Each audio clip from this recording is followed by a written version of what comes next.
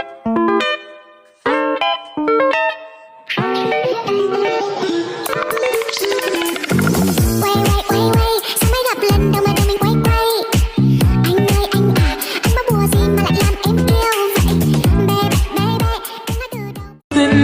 now, it's all gonna be good.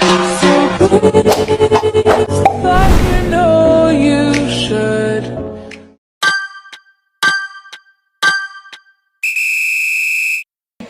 Assalamualaikum warahmatullahi wabarakatuh. Waalaikumsalam warahmatullahi wabarakatuh. Selamat pagi semuanya. Pagi Ibu. Bagaimana nih kabar kalian hari ini? Alhamdulillah baik Ibu. Sebelum mulai pembelajaran kita berdoa dulu ya. Boleh ketua kelas disiapkan? Sebelum memulai pembelajaran, maka baiknya kita berdoa sesuai dengan kepercayaan masing-masing. Berdoa dimulai. Berdoa selesai.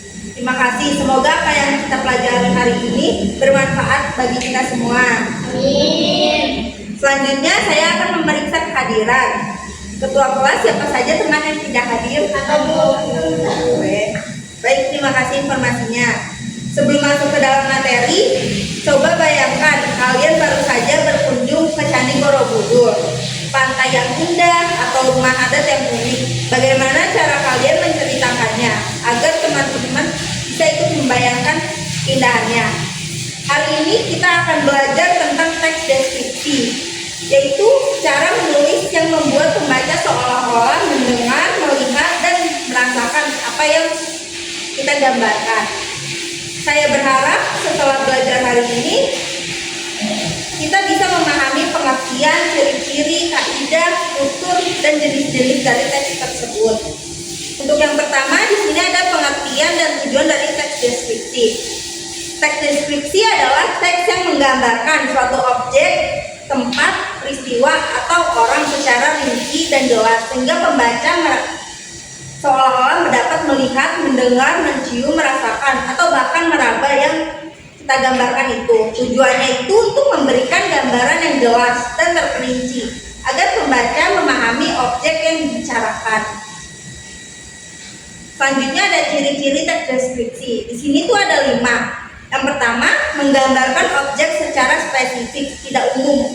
Contohnya, rumahku, bukan rumah pada umumnya, karena itu kan termasuk rumahku.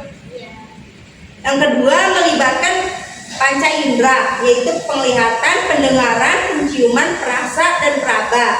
Yang ketiga, ada ciri fisik dan sifat. Contohnya tuh bentuk, ukuran, warna, suasana, dan keunikan.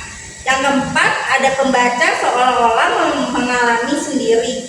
Dan yang terakhir, banyak menggunakan kata sifat seperti indah, luas, harum, tinggi, dan halus. Selanjutnya ada strukturnya. Di sini terdapat 3 struktur utama dari teks deskripsi. Yang pertama ada identifikasi. Identifikasi itu bagian pembuka yang berisi pengenalan objek, nama, lokasi, atau gambaran umum. Yang kedua ada deskripsi bagian, yaitu bagian inti yang menjelaskan ciri objek secara rinci dan terperinci. Dan yang terakhir ada simpulan atau kesan umum. Di bagian penulis ini berisi kesan penulis terhadap objek atau manfaat yang dibicarakannya tersebut. Yang selanjutnya ada kaidah kebahasaan. Di sini ada 6 kaidah dalam teks deskripsi. Yang pertama, menggunakan kata benda untuk menyebutkan objek secara jelas. Yang kedua, ada menggunakan kata sifat untuk menjelaskan ciri seperti warna, bentuk, dan ukuran. Yang ketiga, ada menggunakan kata keterangan, yaitu untuk menjelaskan tempat, waktu, dan cara. Yang keempat, ada menggunakan kata kerja aksi yang menunjukkan kegiatan atau keadaannya. Dan yang kelima, menggunakan bahasa yang sederhana, jelas, dan mudah dimengerti. Dan yang terakhir, menggunakan kalimat yang terperinci agar gambaran objek menjadi nyata. Selanjutnya jenis-jenis teks deskripsi. Ada yang tahu nggak jenis-jenisnya ada berapa? Nggak tahu Bu. Iya, Bu. Boleh jawab Ibu? Jenis-jenisnya ada 3. Yang pertama ada teks deskripsi spasial, yaitu teks yang menjelaskan objek dari sudut pandang ruang dan waktu. Misalnya, menggambarkan tata letak kamar atau suasana sebuah ruangan. Yang kedua, ada deskripsi objektif, yaitu menggambarkan objek apa adanya berdasarkan keadaan yang sebenarnya, tanpa ada tambahan opini dari penulis tersebut. Dan yang terakhir ada teks deskripsi subjektif, yaitu menggambarkan objek disertai dengan opini, tafsiran, atau pesan pribadi dari penulis tersebut. Contohnya di sini ada kemegahan Candi Borobudur. Candi Borobudur adalah monumen Buddha terbesar di dunia di Magelang, Jawa Tengah. Berdiri megah di atas bukit, dikelilingi pegunungan hijau dan pepohonan yang asri. Terbuat dari batu andesit abu-abu yang tersusun bertingkat rapi. Dindingnya dihiasi ribuan relik indah. Udara pagi terasa sejuk, beraroma tanah dan embun. Di bagian atas terdapat barisan stupa dengan patung Buddha di dalamnya. Saat matahari terbit, cahaya keemasan menembus sela stupa tersebut, menciptakan pemandangan yang memukau. Candi ini adalah bukti kehebatan seni dan budaya nenek moyang. Sebagai warisan dunia, ia patut dijaga dan dibanggakan. Baik, sejauh ini apakah ada yang ingin ditanyakan? Saya menanya dulu. Boleh, Maria. Ya, mengapa penggunaan kata sifat dan unsur panca indera sangat penting dalam teks deskripsi? Baik, penggunaan kata sifat dan unsur indera sangat penting dalam teks deskripsi karena keduanya berfungsi untuk menggambarkan objek secara rinci dan hidup. Kata sifat membantu menjelaskan ciri-ciri objek seperti bentuk, warna, ukuran, dan sifatnya. Sedangkan unsur panca indera berfungsi untuk pendengar, seperti pendengaran, penciuman, perasa, dan peraba.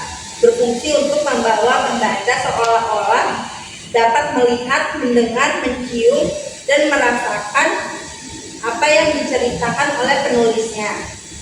Dengan begitu, gambaran yang disampaikan menjadi nyata dan jelas, sehingga tujuan utama teks deskripsi yaitu membuat pembaca mengalami bahkan merasakan langsung objek yang dibicarakan dapat tercapai dengan baik. Apakah sudah dipahami? Sudah, Ibu. Ada lagi yang ingin bertanya? Boleh, Yuni. Mengapa teks deskripsi ini lebih menekankan pada gambaran yang hidup, sedangkan teks eksposisi ini lebih menekankan penjelasan yang logis? Hal ini disebabkan oleh perbedaan tujuan utama dari kedua teks tersebut. Teks deskripsi bertujuan untuk menggambarkan objek secara rinci agar pembaca seolah-olah dapat merasakan dan membayangkan secara langsung, sehingga diperlukan gambaran yang hidup melalui penggunaan panca indera. Sebaliknya, teks eksposisi bertujuan untuk menyampaikan informasi, pengetahuan, atau gagasan secara jelas dan meyakinkan, sehingga lebih mengutamakan uraian yang logis, beruntun, dan didasarkan pada fakta agar pembaca dapat memahami isi pembahasan yang tepat. Bagaimana ini? Baik, untuk mengukur pemahaman kalian, di sini saya akan berikan tugas atau lembar kerja peserta didik. Dikerjakan masing-masing ya, sendiri-sendiri, tidak berkelompok. Untuk pengumpulannya dikumpulkan minggu depan di pekan selanjutnya ya. Boleh? Terima kasih, Bu. Terima kasih, Bu. Ada yang ingin ditanyakan lagi atau tidak? Baik, untuk kesimpulan materi hari ini yaitu teks deskripsi adalah tulisan yang menggambarkan suatu hal secara rinci agar pembaca seolah-olah dapat merasakannya secara langsung. Tersusun dari pengenalan objek, uraian detail, dan kesan penulis, serta menggunakan bahasa yang jelas dan melibatkan panca indera secara nyata. Teks ini juga memiliki jenis beragam, ada yang menggambarkan apa adanya maupun yang disertai pandangan pribadi, sehingga cocok digunakan untuk memperkenalkan tempat, benda, maupun peristiwa dengan cara yang hidup dan menarik. Baiklah, cukup sekian pembelajaran kita hari ini. Semoga materi teks deskripsi ini bermanfaat dan bisa kalian gunakan untuk menulis lebih baik.